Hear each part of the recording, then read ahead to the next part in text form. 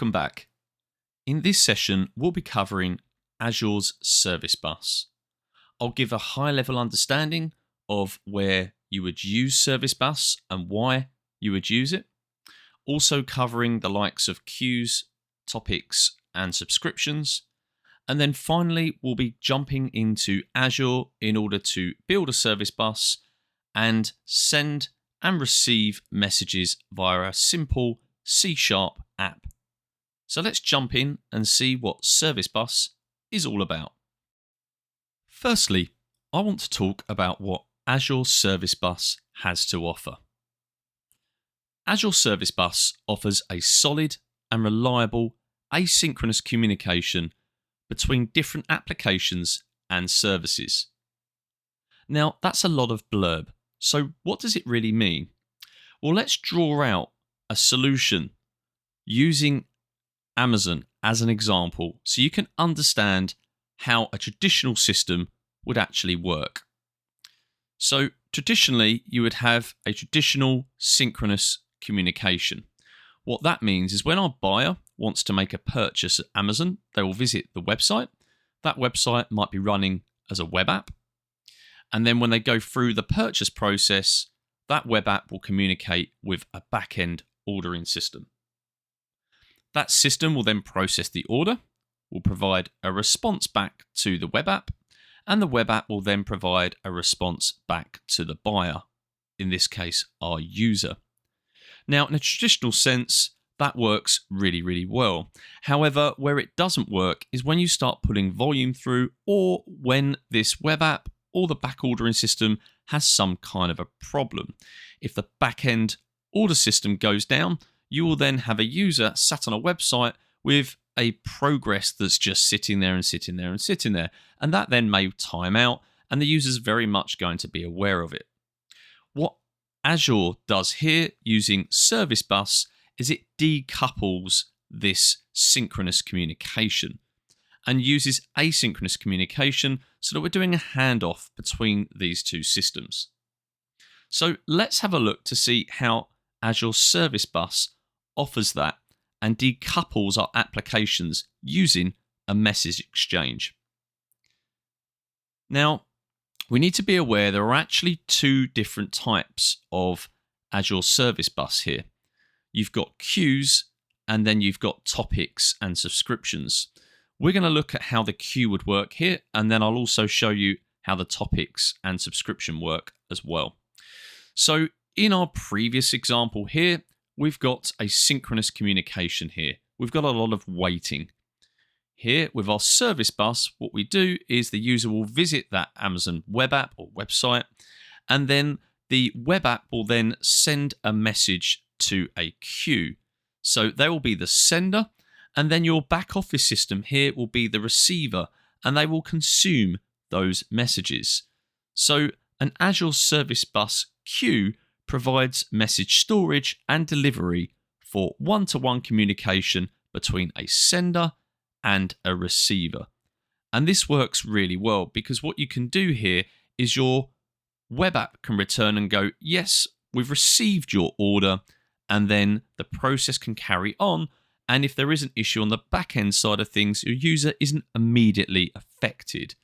This then back-end system could populate another queue going back and then potentially provide that message back to the web app. So we've got complete decoupling here of the actual services and applications that we're offering and using as part of this solution. So that's how our Service Bus queue works. Next, we're going to look at topics and subscriptions. So the main difference between our queue and our topics and subscriptions is the fact that a topic enables one-to-many communication, allowing multiple applications to subscribe to a particular topic. This actually results in the inbound message being received by multiple applications. So how does this really work? Well, when our user places their order via the web app will send that message into a topic. You can then set up one or multiple receivers. So this works really well where you might have a back-end order system around the stock and whether it's available and things like that. And then you may have a payment system. So you might have a need where you've got to have multiple solutions receiving that message. So in this case, our order can come through, it gets serviced by the warehouse or the back-end system there, and then it also takes payment. So again, it enables multiple applications and services to consume that message. Now, if you're interested in learning more about the practical sense and implementation of topics and subscriptions, I've covered this in a separate video using RabbitMQ, and I've put that link above. So if that's something you're interested in, I've implemented topics and subscriptions using RabbitMQ. So now you've got a high level understanding of Azure Service Bus and what it has to offer and its usage. What we're going to do next is we're going to create a queue and then use a very simple C# application to show you how to send and receive messages into the queue. So let's jump in and log into Azure now and start setting that up. We are now logged into Azure. Here we're going to need to create our Azure Service Bus. So to do that, we're going to go to Create a Resource. We're then going to search for Service Bus. And here we can then select our Service Bus and create it. At this point, we're going to need to then select a resource group. So for us here, I'm just going to create or select the demos resource group, which I've used for all of my demos on my channel. You may be required to create a new one. Then we've got namespace. So here we're going to call this Service Bus LS 2025. And then we've got our location, which is going to be UK South. That's perfectly fine. Then we need to look at the pricing tier. So here we're going to select basic, but before we proceed further, I just want to explain that we've got different types of pricing tier, and depending on what you want to do with Service Bus, you may need to select a different pricing tier. So if I select the available features, on the right, we'll be able to see what those options are. So basic for us gives us the ability to create queues, which is what we're going to do as part of this demo. However, if you wanted to use topics instead, then at a minimum, you would then need to select standard. Here you've got topics then that are available. And then again, if you wanted a dedicated resource and more options there, then you may well want to start looking at the premium option, where again, you've got your queues and topics, but there's different pricing and things available for that. Again, here we've got a larger message size. Obviously, we're using a demo here, so we're just going to go with basic. So now we've done that, we can then select review and create and hit create. This is now going to start creating our service bus, where we can then look to configure it and create our queue. Now our resource has been deployed, we can select go to resource, and then we can look at creating a queue. So here we've got our service bus available, but we don't have any queues to utilize for our messaging. So on the left-hand side here, you've got entities and queues. We can select queue, see there's no queues here, and hit add to create a new queue. So here we need to give our queue a name. We're going to call that simply orders. We then have our max queue size. Just going to keep that as default. We then have a max delivery count. Now this we're just going to keep, we're going to set this to 3. You can set that to whatever you want. You can keep it as default. What this does is it's the count that it will use when you're trying to send a message. So on the receiving side, when you're trying to receive that message, you'll have a count of how many attempts in essence for processing that message. So in our case, if you get to 3 and we haven't been able to sufficiently consume that message, then that message will pass to the dead letter queue. And this is something I'll discuss later in this session. You then have message time to live. So again, if you've got a message in there that's over 14 days, that will then basically expire. And again, if that gets exceeded, that will also go to the dead letter queue. And then you've got lock duration and some other bits that you can enable around partitioning and dead letter exception messages, etc. So we're just going to hit create and keep this pretty much defaulted. Again, this is going to create that queue, and now that queue is there to be configured. So we can now select orders, and we can start configuring access to this queue, because we've now got a service bus with a queue called orders. Again, that's denoted here. So we can see that orders belongs to service bus LS 2025. What we now need to do is we need to configure access to this queue. And we do this via the settings on the left-hand side and shared access policies. So what we're going to do now is we're going to create a new policy. So we're going to hit add. We then need to give the policy a name, and then you've got the three options here. So manage, if we tick that, is everything. Then you've got send or listen, or both, depending on what you tick. Here we're going to create one policy because we're going to utilize this from a demo perspective. We're not going to differentiate between the two, the authentication side, or certainly the access side, around the sender and the receiver. However, it's quite likely, if we're talking about our Amazon example, where we've got a web app on one side and then we've got the back-end process or order process on the right-hand side, that you'd want to create potentially two different policies. One for your web app that's going to be doing just send, and the other for the listener or the receiver, which is going to be your back-end order system. So here we're going to make this really simple, and we're just going to call this policy and hit create. That then instantly creates our policy. We can then select that policy, and it's here where we've got the ability to basically copy the connection string.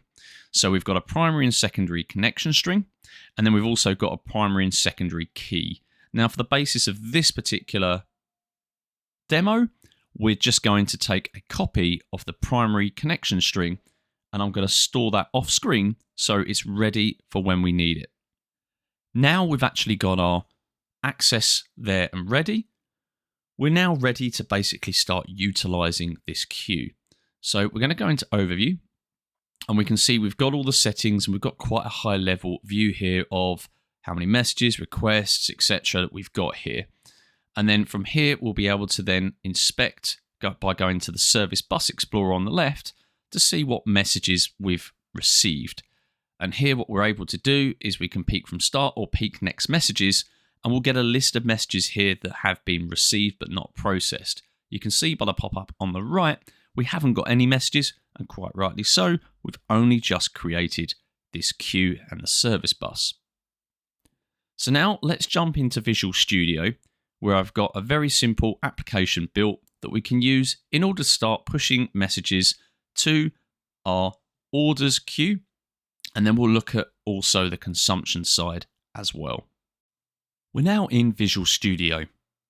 Here I've got a very simple solution where we've got two projects as part of that solution. The first one I've got on screen is all around the sending of data. Here I've got a very simple watcher process, so a file watcher or monitor that's looking for order files, it's looking for XML files, and when it picks those up, it's then going to send those to the Azure Service Bus queue that we've got configured up the top of the screen. And then once it does that, it's then going to archive that file and finish at that point there. So what I need to do first of all here is I need to copy in our connection string that we've copied just a moment ago and place that here. I then also need to put in here the name of the queue. So we just called that orders. So again, this is a really simple solution. And what I've done here is I've used a NuGet package. So I've got an SDK, which is the Azure Service Bus SDK, in order to basically make it a little bit simpler in order to implement.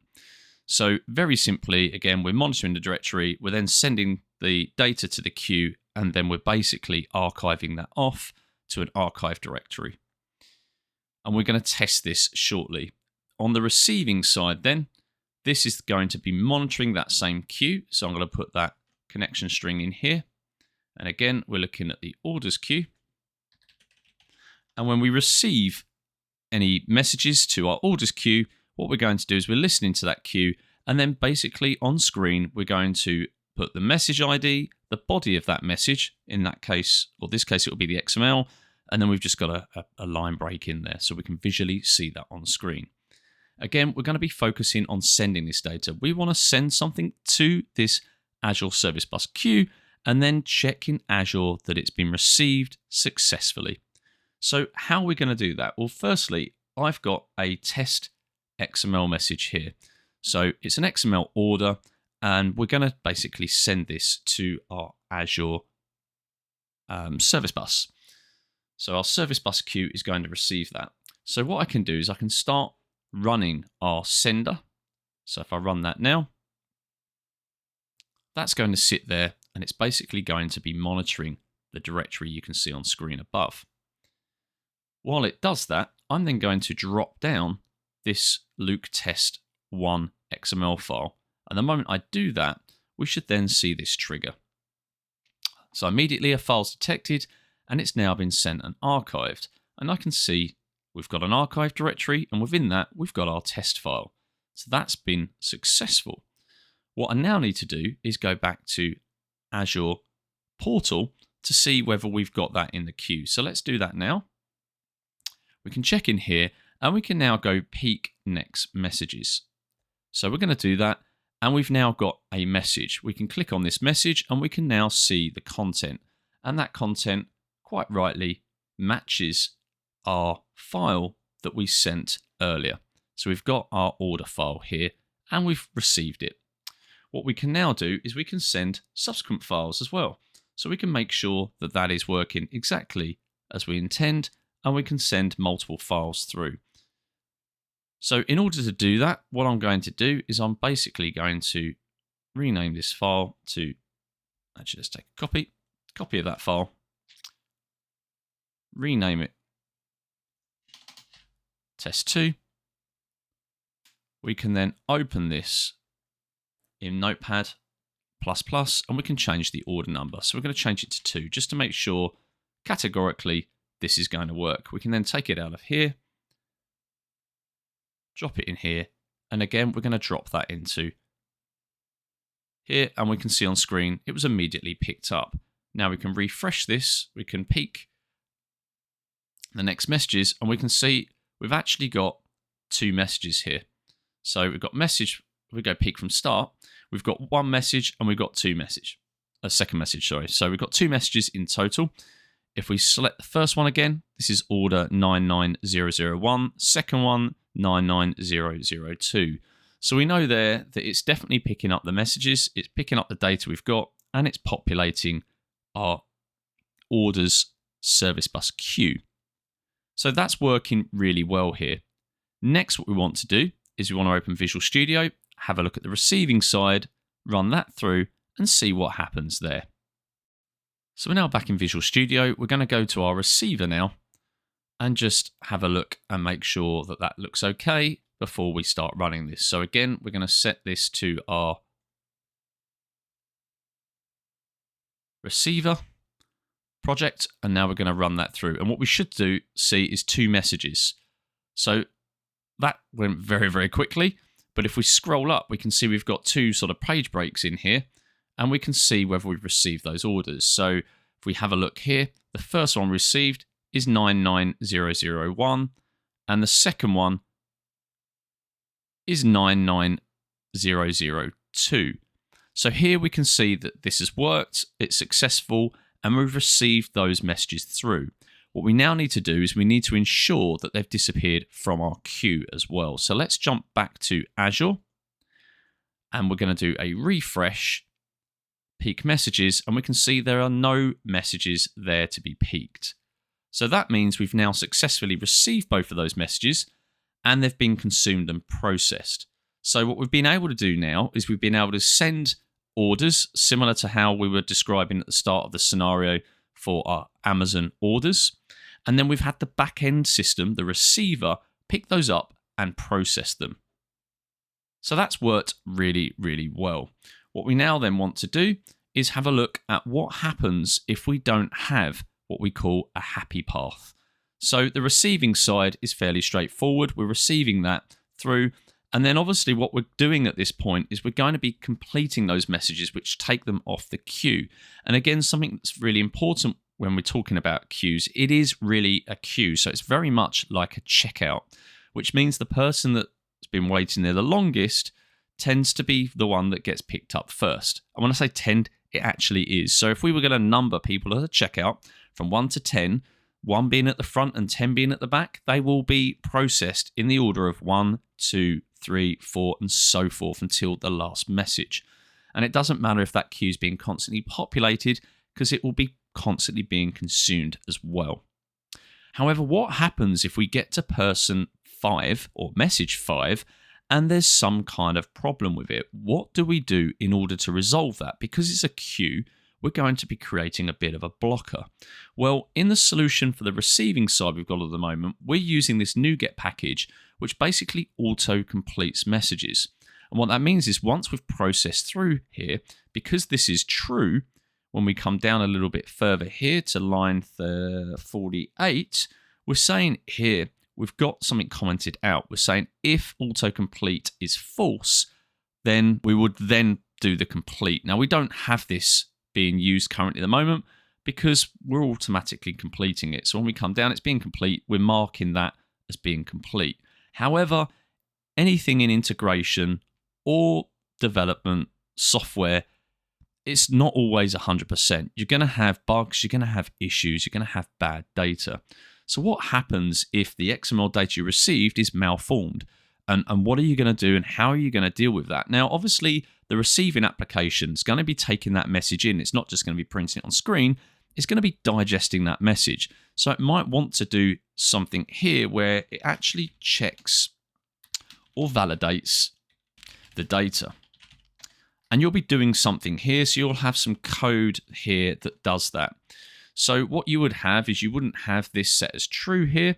You'd have that potentially here set as false. And then further down here, you're going to turn around and potentially go, well, hang on a minute, is this true or is it false? So we could turn around and go, if the code's all good, then we can set that value equal to true. And then it's going to process, it's going to confirm, it's going to complete. And complete very much says to the Azure Service Bus, I've read the message and I've dealt with that message. And then it disappears off the queue.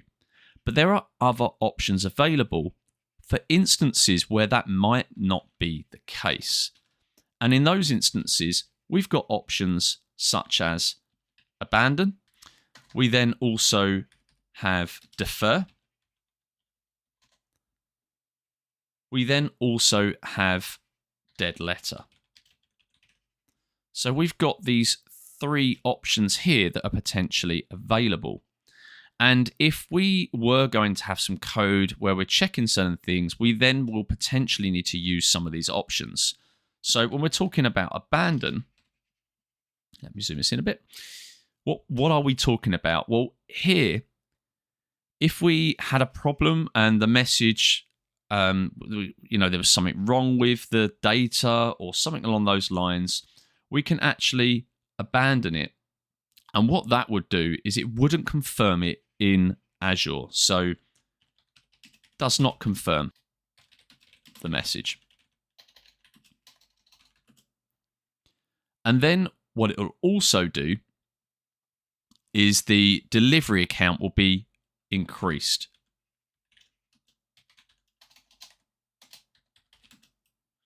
So delivery count equals the delivery count plus 1.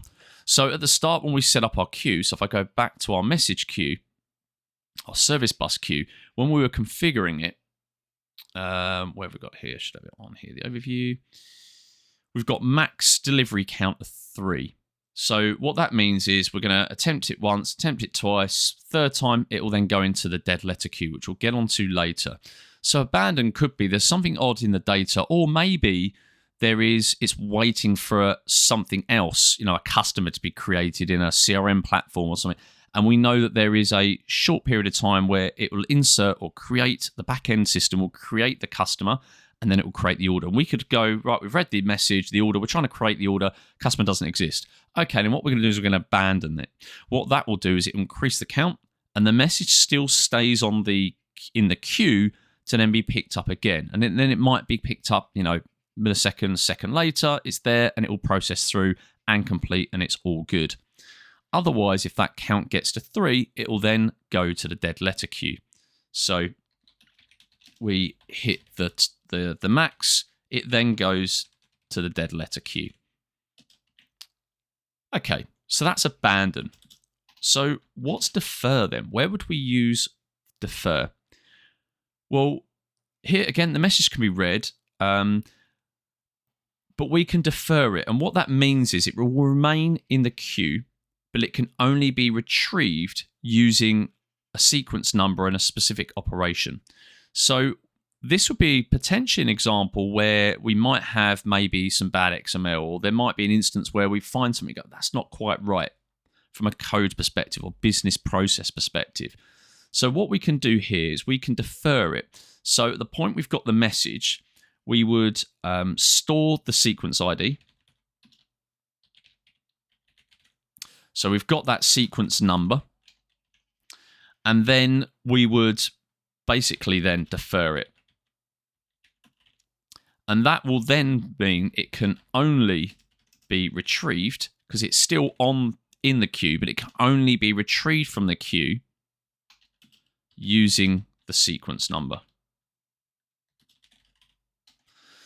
So again, it's a way, it's not abandon. Abandon's kind of pushing the problem out to somebody else. Deferring's actually dealing with that and then pulling it somewhere where you can then potentially maybe look at sort of reviewing it in a particular way, or there may well be a particular type of messages that we go, those particular ones we need to defer because they need to be dealt with by another system picked up using the sequence number. So the dead letter, this is really, really key. So the dead letter, think of it as our sort of fallback. So these are messages that have not been processed. And here what you might have is if you've got a bad customer order ID is meant to be numeric. And for whatever reason, we've integrated another customer and they're coming through with alphanumeric characters, not numeric. There we can't do anything from a programming perspective to resolve those. So you might have someone in a support team who would review it. So they might actually review that data, and then they can either mark it as being confirmed and clear it down and then get the customer to resend, or you may actually have an application where they can go and correct that issue and then mark it to be resubmitted, in which case it will go back to the queue and then it can go through, and hopefully at that point then it would actually be consumed and then marked as complete. And again, if you wanted to do any of these functions, instead of doing the complete, which by marking, if we go further up, by marking auto completes here as true, that automatically marks them as complete. But if you didn't want to do that and you wanted to do one of these, abandon, defer, or dead letter, all you would literally do here, instead of your complete message here, you would do your dead letter message, or you would do your abandon or your defer. So you've got those options available should you need them, because like everything, although you're decoupling, you still have to deal with the fact that you've got disparate systems being connected by messages, and those messages need to be consumed and processed for the business or the technology, the operation to function as you want it to function. So you have to be aware of that. That now completes our short session. So we've been able to create an Azure Service Bus with a queue, and within that queue, we've then been able to send and receive messages and understand how the delivery count works, how deferring, how dead lettering works within Azure Service Bus. Thank you for joining me during this session. Hopefully this has given you a good grasp of how Azure Service Bus works and how you can utilize it to disconnect applications and allow messages to flow between different systems and services. If you're interested in learning more about Azure, check out the channel where I've got more content covering things like Azure Event Grid, Logic Apps, and many more.